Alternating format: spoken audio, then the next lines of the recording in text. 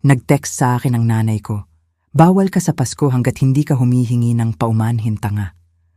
Walang tawag, walang paliwanag, isang malupit na linya lang na kumikislap sa screen ko.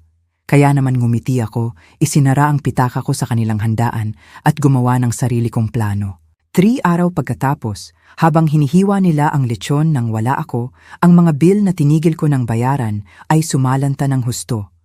Ang phone ko ay nag-ilaw na may 87 missed calls. At iyon pa lang ang simula. Bago ko sabihin lahat, pindutin ang like at mag-iwan ng komento na nagsasabi kung saan ka nanonood. Naranasan mo na bang tratuhin na parang tagalabas sa sarili mong pamilya? Kapag pinag-uusapan ng pamilya, iniisip ng mga tao ang init, tawa, isang lugar na maaari mong uwiin kahit anong mangyari. Ang pamilya ko, iba iyon. Sa labas, mukha kaming maayos.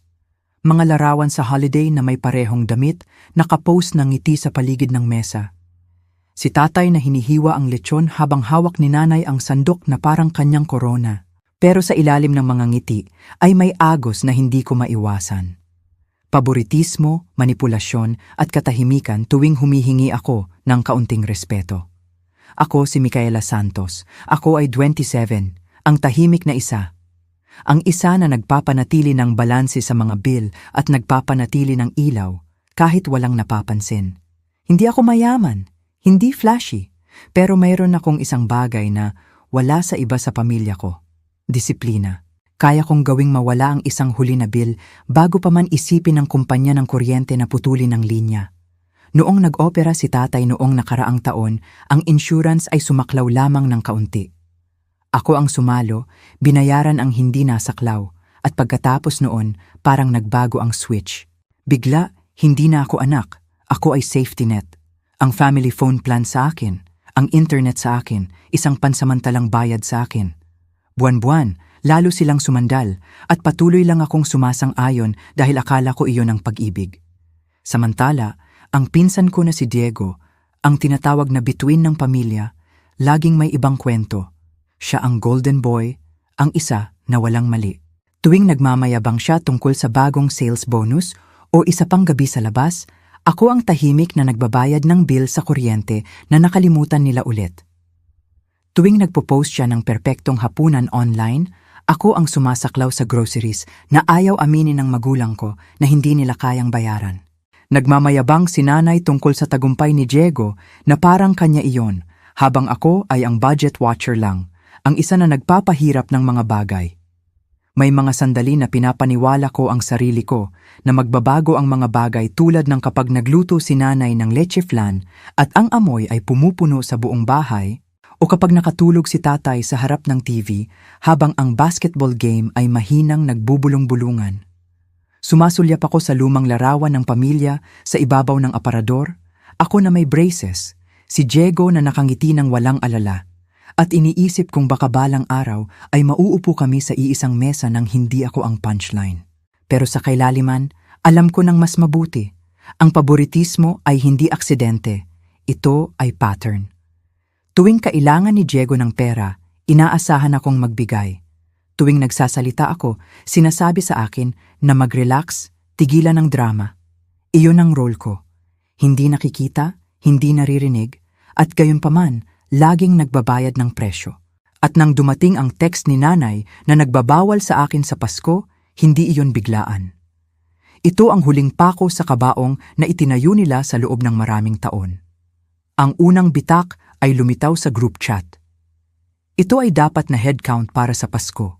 Ang mga pangalan ay nag-scroll sa screen na parang guest list sa isang party na tinulungan kong punduhan at wala ang akin. Tinitigan ko ang screen, naghihintay na lumitaw ang pangalan ko, pagkatapos ay nag-type, "Nakalimutan niyo ba ako?" Ang mga tuldok ay kumikislap ng ilang segundo bago sumagot si Diego. Limitado ang upuan. Subukan ang bagong taon kung magiging mabuti ka. Ang mga salita ay nagpabagsak sa tiyan ko, hindi dahil sa sinabi niya, kundi dahil walang ibang tumutol. Hindi siya itinama ni nanay. Walang sinabi si tatay. Ang mga tita at tito ay nanatiling tahimik na parang ang katahimikan ay pahintulot. Tinawagan ko si nanay. Ang tunog ng kalansing ng mga pinggan at tawa ay lumabas sa speaker na parang nagsimula na ang party nang wala ako. Hindi ka imbitado hanggat hindi ka humihingi ng paumanhin kay Diego sa pagsira mo sa kanyang promotion dinner. Sabi niya nang walang emosyon na parang binabasa ang rulebook. Sa pagsira, ibig mong sabihin ang pagtatanong kung bakit siya patuloy na humihiram ng upa habang nagmamayabang sa kanyang sales checks, sagot ko. Sa background, ang boses ni Tito Ramon ay sumingit, nangungutya. Ayan na naman siya, budget watcher. Lahat ay tumawa. Lahat maliban sa akin. Nakaramdam ako ng init na umaakyat sa dibdib ko. Gusto niyo ng drama? Tigilan niyo ang paggamit ng debit card ko sa autopay. Sabi ko ng matatag, pero matalas. Ang linya ay nanahimik sandali. May pinto na sumara sa kanilang dulo na parang akala nila nagbibiro ako. Pagkatapos ay nawala ang tawag. 10 minuto pagkatapos, nag-text si Tita Paz. Huwag gawing tungkol sa pera ito, pamilya muna. Pagkatapos ay nag-post siya ng gratitude photo nang wala ako. Mahabang mesa na may kandila na nagliliwanag. Lahat ay natag maliban sa akin. Sa araw ng Pasko, ang feed ko ay napuno ng mga plato ng lechon at bibingka na may caption, pinakamahusay na pamilya kailanman. Nag-buzz ulit ang phone ko. Isang mensahe mula kay nanay. Iniligtas namin ang plato mo sa beranda para kunin. Na parang ako ay delivery rider, hindi kanyang anak, dumaan ako mamaya. Ang plato na nakabalot sa foil ay nakaupo sa beranda. Ang pusa ng kapitbahay ay sumisinghot dito sa sulok. Iniwan ko yon doon nang sinasadya. Kinabukasan ng sale sa mall, sinubukan kong gawing normal ang araw. Pumunta ako sa panaderya para sa kape at pandesal. Si Tita Paz ay naroon, kumakaway sa akin na parang problema akong pamahalaan. Sabi niya sa cashier, sensitibo siya sa tagumpay, is short ang small talk. Ang ngiti ng cashier ay nawala. Ang babae sa likod ko ay bumulong, aray! At bigla ang buong tindahan ay naging mas malamig. Lumabas ako ng walang pandesal. Nakaupo sa kotse ko hanggang sa maalis ng heater ang hamog sa windshield. Nang hapon na iyon, tumawag si Diego na parang walang nangyari. Pahiram ng 30,000 para sa regalo sa girlfriend ko. Gcash ko sa Biyernes, sabi niya, pagkatapos ay idinagdag. At mas mabuti kung humingi ka lang ng paumanhin at tigilan ng pagiging mahirap. Hindi ako sumagot. Pinuno niya ang katahimikan ng, alam mo, ang pamilya ay nag-aalaga sa isa't isa. Pero nakaupo sa kotse ko, sa wakas nakita ko ito kung ano talaga. Ang pamilya ay hindi nag-aalaga sa isa't isa. Ako ang nag-aalaga sa kanila. At habang mas nagbibigay ako, mas nagiging invisible ako. Iyon ang sandali na napagtanto ko na hindi ito maling pag-unawa. Ito ang plano. Sa Sabado, ang ingay sa loob ko ay naging desisyon. Nakaupo ako sa mesa sa kusina, ang phone ay nag-buzz ng mga mensahe na hindi ko binasa at binuksan ng notes app. Linya sa linya, sinimulan kong isulat lahat. Mga petsa, halaga, dahilan, gulong para sa truck ni tatay, gamot pagkatapos ng operasyon niya, ang family phone plan na walang gustong pamahalaan, ang bill sa internet na patuloy na nababayaran, groceries, co-pays, surprise deposits bago magsara ang bangko. Habang nag-scroll ako sa buwan-buwan ng transaksyon, sumakit ang dibdib ko. Wala sa mga ito ay isang beses lang, kahit pa sinumpa nila na ganun. Bawat hanggang sa susunod na buwan ay naging permanente. Bawat emergency ay naging responsibilidad ko. Ang aking oo ay naging sahig na nilalakaran nila. Nag-type ako ng linya sa itaas. Ang hindi nila alam ay malapit nang iligtas ako. Kinabukasan, nakipagkita ako kay Jing Second Grace, ang mentor ko sa trabaho, sa isang tahimik na kainan. Ang mga upuang kahoy ay umuugong, ang sikat ng araw ay nag-stripe sa mesa. Inihagis ko ang murang binder sa kanya na puno ng printed receipts at screenshots. Pinuklat niya ito pahina sa pahina. Ang mukha niya ay nanatiling kalmado hanggang sa maabot ang totals. Pagkatapos ay huminga siya ng dahan-dahan. Naging safety net ka, hindi anak, sabi niya ng mahina. Oras na para putulin ang net. Ipaliwanag mo sa akin, sabi ko sa kanya. Kaya ginawa niya. Hakbang sa hakbang, Ipinakita niya sa akin kung paano i-revoke ang autopay, i-transfer ang accounts, protektahan ang sarili ng legal. Wala sa mga ito ay dramatic. Lahat ay malinis at simple. Nang magdesisyon akong tapos na, pauwi, binuksan ko ang banking app at lumipat sa checklist na parang stepping stone sa ilog. I-revoke ang autopay sa utang sa bahay. Alisin ang card ko sa kumpanya ng kuryente. I-port ang phone plan sa prepaid account sa pangalan ko lang. Ang mga bill na hindi akin ay bumalik sa kung saan sila nararapat. Sa linggo ng gabi, nag-post si Diego ng story. Ang mesa niya na puno ng tira-tira na may caption, "Tunay na katapatan ay hindi tungkol sa pera." Ang mga komento ay puno ng palakpak. I-mute ko siya. Ang screen ko ay nanahimik sa unang pagkakataon sa maraming taon. Lunes ng hapon, nasa hardware ako nang marinig ko ang boses ni Tito Ramon sa susunod na aisle. Nasa linya na namin siya ngayon. Babalik siya. Patuloy akong naglakad, bumili ng bumbilya, inilagay ang resibo sa bulsa ko na parang maliit na pangako sa sarili.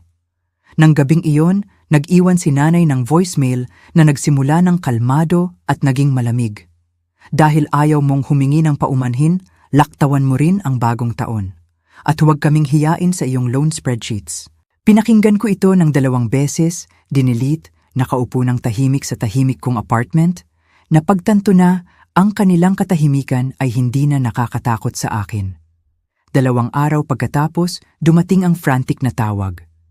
Ang boses ni nanay ay pumutok sa linya.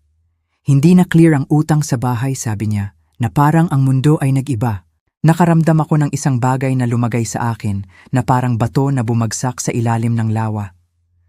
Pupunta ako, sabi ko sa kanya, at dadalhin ko ang binder. Ang kusina ay amoy lumang kape nang pumasok ako. Ang blinds ay kalahating bukas. Ang ilaw ay hinihiwa ang mesa kung saan nakaupo si nanay na may hawak na kamay na mahigpit. Maputla ang mga buko. Si tatay ay umupo ng dahan-dahan, ang mukha niya ay abo sa bibig na parang hindi siya natulog ng maraming araw. Inilagay ko ang binder sa gitna namin. Ang murang plastic cover nito ay mukhang hindi bagay sa kahoy na mesa kung saan kami kumain ng libu-libong pagkain ng magkasama.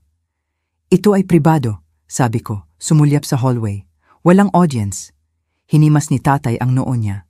Akala namin ay tumutulong si Diego. Bulong niya, ang boses niya ay halos paumanhin. Inihagis ko ang binder sa kanya, pinihit para harapin sila ang mga pahina. Sabi niya sa inyo iyon dahil ako ang nagbabayad, sabi ko. Narito ang mga transfer. Bawat isa sa kanila mula sa account ko, diretso sa kumpanya ng utang sa bahay niyo. Ang mga kamay ni nanay ay nanginginig habang binubuklat ang mga pahina. Mga resibo sa grocery, bill sa utility, gastos sa reseta, ang phone plan, ang internet, ang bayad sa credit card. 3 taon ng linya, 3 taon ko. Binaliwala niyo ako sa Pasko hanggat hindi ako humihingi ng paumanhin, sabi ko ng mahina. Kaya tinigil ko ang pagbabayad para sa holiday na in-enjoy niyo nang wala ako. At tapos na akong punduhan ang mga bahagi ko na ikinahihiya niyo. Bumukas ang pinto sa harap. At pumasok si Diego na parang kanya ang lugar. Nanigas siya nang makita ang binder. Nawala ang smirk niya. Talagang ginagawa mo ito? Tanong niya. Ang boses niya ay matalas na parang ang desisyon ko ay atake. Hinugot ko ang isang clear sleeve mula sa binder at inihagis sa mesa. Ang kanyang mga text ay highlighted sa dilaw.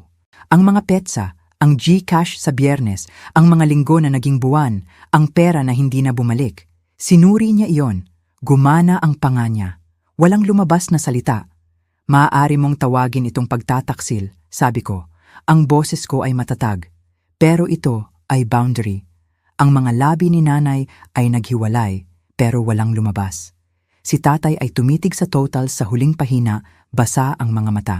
Hindi namin alam, sabi niya ulit na parang ang pag-uulit ay makakapagpatotoo nito. Ayaw niyong malaman ko na itinama. Mas madali na magpanggap na si Diego ang kwento ng tagumpay niyo at ako ay mahirap lang. Sumigaw si Diego. Hindi mo sila maiiwan ng ganito. Tumawa ako ng mahina at pagod. Iniiwan ko sila bilang matatanda, na ikaw rin naman. Bumuka ang bibig niya at sumara. Siya ang unang umiwas ng tingin. Hindi ako humihingi ng anuman pabalik. Idinagdag ko, tinapik ang binder ng isang beses gamit ang daliri ko. Tapos na ako. Mula ngayon, kayo ang hahawak sa inyong mga bill. Iniwan ko ang mga tala sa kung aling accounts ang tawagan, kung paano iset up ang autopay. Hindi ako inyong bangko. Ang katahimikan ay dumidiin. Humingi ang ref. Dumaan ang kotse sa labas. Sa wakas, ang boses ni tatay ay sumira nito. Paano ang bagong taon? Ang tono niya ay manipis, marupok. Tumingin ako sa kanyang mga mata. Titingnan ko kung ano ang pakiramdam ko. At ibig kong sabihin iyon sa paraan na hindi ko pinahintulutan ang sarili ko na ibig sabihin ng anuman sa pamilyang ito. Inilagay ko ang binder sa ilalim ng braso ko at lumabas. Ang hapon ay maliwanag, pangit at malinis. Bawat hakbang sa kotse ko ay parang pagsara ng pinto sa likod ko. Habang nagda-drive pa uwi, huminto ako sa pulang ilaw. Takot ang dumaloy sa akin. Paano kung tuluyan nila akong putulin? Paano kung walang tumawag ulit? Nag-ilaw ang berdeng araw at lumiko ako. At sa pagliko na iyon, napagtanto ko na nabubuhay ako sa takot sa kanilang katahimikan sa maraming taon. Baka ang katahimikan ay eksakto ang kailangan ko. Sa katapusan ng linggo, ang family group chat ay kumikislap ng awkward na mensahe na sino ang makakatulong sa reorganize ng bill, sinundan ng string ng emojis at walang voluntaryo. May nag-type na Diego at sumagot siya ng isang eye roll. Pagkatapos ay namatay ang chat. Nag-post si Tita Paz ng quote tungkol sa pagpapakumbaba sa Facebook at sa unang pagkakataon sa maraming taon, walang nagtag sa akin sa ilalim nito. Ang weekend photo dumps ni Diego ay lumiit. Wala nang fancy na hapunan, board games lang sa ilalim ng malabong lampara. Nagpadala si nanay ng recipe para sa adobo na parang walang nangyari. Hindi ako sumagot. 2 araw pagkatapos, isa pang text. Hindi ko napagtanto kung gaano karami ang ginawa mo. Aayusin namin ito. Binasa ko ito ng 2 beses. Inilagay ang phone. Sa gabi, nagluto ako ng tsaa sa tahimik kong kusina. Binalanse ang sarili kong budget. Ang mga numero ay mukhang simple kapag akin lang sila. Gayunpaman, ang kanilang mga boses ay umaalingaw-ngaw minsan. Si tatay, paano ang bagong taon? Si Diego, hindi mo sila maiiwan ng ganito. Pero pagkatapos ay naaalala ko ang binder, ang plato sa beranda ng lechon, ang paraan na nag-type si nanay ng tanga sa text niya na parang hindi ako kanyang anak. At nawala ang mga alingaw-ngaw. Isang gabi, nag-buzz ang phone. Si Diego, hindi ko alam. Pasensya na. Nakatayo ako sa ilalim ng ilaw sa kalye na binabasa ito ng 2 beses. Hindi ako sumagot. Hindi pa. Dahil hindi ito tungkol sa isang paumanhin. Ito ay tungkol sa maraming taon na pagiging invisible hanggat hindi lumalabas ang pera ko. Sa panaderya 1 linggo pagkatapos, ang parehong cashier ay tumingala at ngumiti ngayon. Ano ang maibibigay ko sa'yo? Tanong niya. Pandesal, toasted na may palaman, sabi ko, tulad ng sino mang nag-o-order ng almusal sa regular na araw. Lumabas ako, kinagat ang mainit na pandesal at sa unang pagkakataon sa mahabang panahon, lasa nito ay isang simpleng bagay na walang utang sa akin at iyon ang tunay na showdown. Hindi sa mesa sa kusina, hindi sa binder, kundi sa tahimik na patunay na maaari akong lumakad palayo at manatiling buo. Ang mga sumunod na linggo ay kakaiba, na parang pagpasok sa kwarto na laging maingay at pagkatapos ay makita itong tahimik sa wakas. Sa unang pagkakataon, ang sweldo ko ay akin. Binayaran ko ang upa ko, ang insurance sa kotse, pinuno ang ref ko, at may natira pa para huminga. Ang kawalan ng kanilang mga hiling ay parang bagong uri ng hangin. Tumawag si tatay isang hapon, ang boses niya ay mas malambot kaysa sa narinig ko. Na-set up namin ang autopay, sabi niya. Pagkatapos ng pause, pasensya na sa pagpaparamdam sa'yo na parang pitaka. Ang mga salita ay hilaw, hindi sanay. Hindi nila inaayos lahat, pero mahalaga sila. Sinubukan ni nanay sa mas maliliit na paraan. Iniimbita niya ako sa hapunan nang walang kondisyon. Walang holiday, walang obligasyon. Adobo lang sa mesa sa kusina. Hindi siya humingi ng paumanhin ng direkta, pero hindi niya kailangan. Ang yakap sa pinto ay tumagal ng 1 segundo kaysa karaniwan, at ang katahimikang iyon ay nagsabi ng higit pa kaysa sa salita. Nanatiling tahimik si Diego. Baka ang katahimikan niya ay ang pinakamatapat na bagay na ibinigay niya sa akin. Iningatan ko ang binder sa shelf ko, hindi bilang banta, kundi bilang paalala. Isang alaala ng kung ano ang nasurvive ko at kung ano ang pinili ko sa halip. Hindi ko alam kung ano ang hitsura ng susunod na Pasko. Baka nasa mesa ako. Baka mag-travel ako at uminom ng tsokolate mula sa paper cup. Ang alam ko ay hindi ko bibilhin ang upuan ko sa katahimikan o sa pera. Sa unang pagkakataon, ang kanilang katahimikan ay hindi ako nasasaktan. Iniligtas ako nito. Ang pamilya ay hindi sinusukat sa kung gaano karami ang binabayad mo para mapanatili ang lugar mo sa mesa. Ang tunay na pag-ibig ay hindi humihingi ng katahimikan o sakripisyo. Nirerespeto nito ang boundary kahit masakit. Nagtagal ako ng maraming taon na iniisip na ang halaga ko ay nakatali sa resibo at autopay. Pero ang katotohanan ay mas simple. Hindi ako kanilang bangko. Ako ang kanilang anak. At ako ang magdedesisyon kung ano ang ibig sabihin niyon. Kung ang kwentong ito ay tumama ng malapit sa tahanan, sabihin mo sa komento. Naranasan mo na bang mag-draw ng linya sa pamilya? Mahalaga ang boses mo dito. At huwag kalimutang i-like at i-subscribe para hindi mo ma-miss ang susunod na kwento.